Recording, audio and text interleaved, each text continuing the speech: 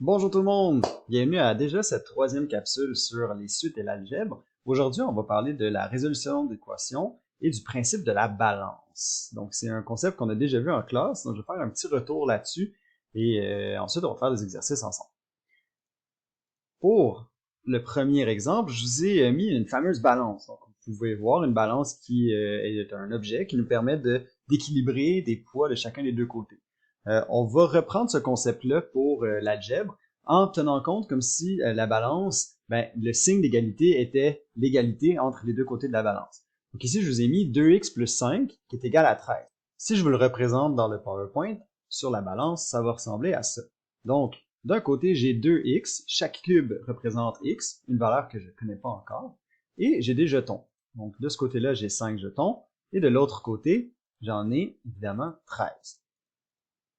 Ce qui va se passer, c'est que pour respecter l'égalité dans ma balance, j'ai pas le choix. Si je fais une opération d'un côté, je dois le faire de l'autre. Donc, si j'enlève ou j'ajoute un jeton d'un côté de la balance, je dois le faire de l'autre côté aussi. Puis c'est le même principe dans des équations algébriques. Donc, si je modifie un des côtés par une opération, je dois faire la même opération de l'autre côté. Donc, par exemple, ici, si j'enlève les 5 jetons qui sont ici, j'ai pas le choix, je dois enlever les 5 jetons de l'autre côté. Donc, comme vous pouvez voir, les jetons. Ce qui me reste donc ici, c'est les 2x. Et ici, il me reste donc 13 moins 5, 8 jetons.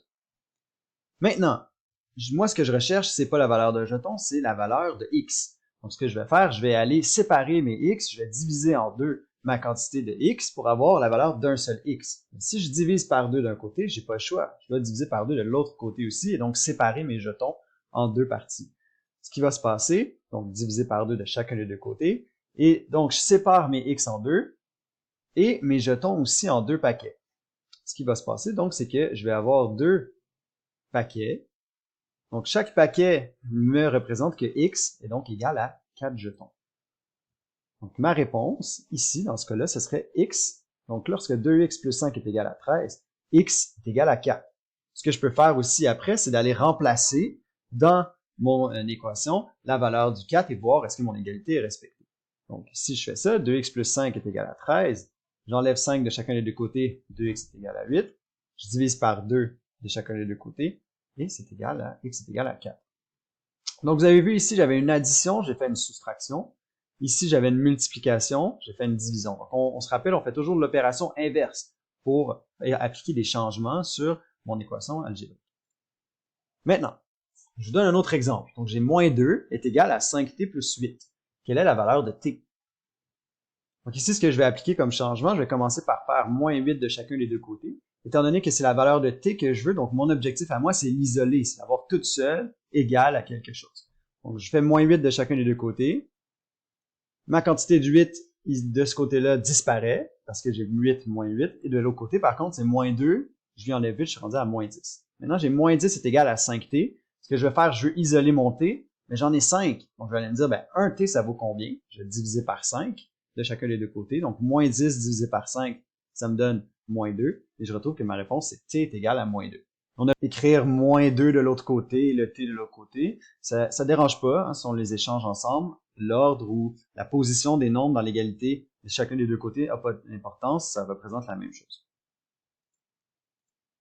Donc ici, je vous ai mis un petit tableau, vous l'avez dans votre cahier de notes, mais juste pour vous rappeler que donc, quand on veut isoler une variable ou un inconnu dans une expression algébrique, on va aller dans le sens contraire de la priorité des opérations. Donc on va toujours commencer par enlever les additions, enlever la multiplication, les exposants parenthèses, tandis que quand on voulait calculer la valeur d'une expression algébrique, quand on n'avait pas d'inconnu, là, on y allait vraiment selon la priorité des opérations. Si je me rappelle à ce qu'on a fait en classe, je vous disais, commencez toujours par ce qui est le plus loin possible de votre inconnu. Commencez par enlever, donc les additions sont loin, ne sont pas collées, tandis que les multiplications sont collées sur votre inconnu, sinon on les fait après. Un petit truc qui pourrait peut-être vous aider. Donc d'autres exemples. 150 est égal à 3n moins 30. Quelle est la valeur de n? Ce que je vais faire, je vais donc commencer par, on réfléchit, donc le sens contraire de la priorité des opérations, je vais commencer par enlever le moins 30 ici, et en faisant plus 30, l'opération inverse. Plus 30 de chacun des deux côtés, je reviens à avoir 180 à gauche est égal à 3n. Maintenant, j'ai 3n, moi je cherche la valeur pour un seul, donc je vais aller diviser par 3, chacun des deux côtés pour obtenir que 60 est égal à n, que n est égal à 60. Ensuite, 12 est égal à 2g moins 6 divisé par 4. Quelle est la réponse? Oui, évidemment, ici, je vais commencer encore par ce qui est le plus loin. Quand on a des parenthèses, ça peut être difficile à voir. Donc ici, le divisé par 4 a un impact sur toute ma parenthèse. Donc, je vais me débarrasser de lui en premier. Je vais faire, donc, si je divise par 4, je vais multiplier par 4 pour l'enlever de ce côté-là ici. Donc, diviser par 4 fois 4. Donc, ici, ça me deviendrait à faire la même chose que diviser par 1 ou fois 1. Donc, ici, ça aurait plus d'impact. Par contre, à gauche, on voit que c'est 12 fois 4, qui me donne 48, qui est égal à 2g moins 6. Maintenant, ça devient un petit peu plus simple. Ici, j'ai 2g moins 6, je vais m'occuper de ma soustraction. Donc, si j'ai moins 6, je vais avoir 0, je vais faire plus 6 de ce côté-là, mais pas oublier que je dois le faire de l'autre côté aussi. Donc, ici, j'obtiens 54 qui est égal à 2g. Et finalement, je vais diviser ici par 2. Étant donné que j'ai 2g, je cherche la valeur pour un seul. Divisé par 2, j'obtiens 27 qui est égal à g. C'est donc ce qui conclut cette capsule sur les techniques pour isoler une inconnue dans une équation algébrique. Je vous invite maintenant à aller faire vos exercices, vous pratiquer sur cette matière qui est quand même corsée, hein, quand même difficile. Vous pouvez aussi réécouter la vidéo afin de mieux assimiler certaines parties que vous aurez peut-être mal compris. Et sinon, on se revoit très bientôt pour une autre capsule. Bye!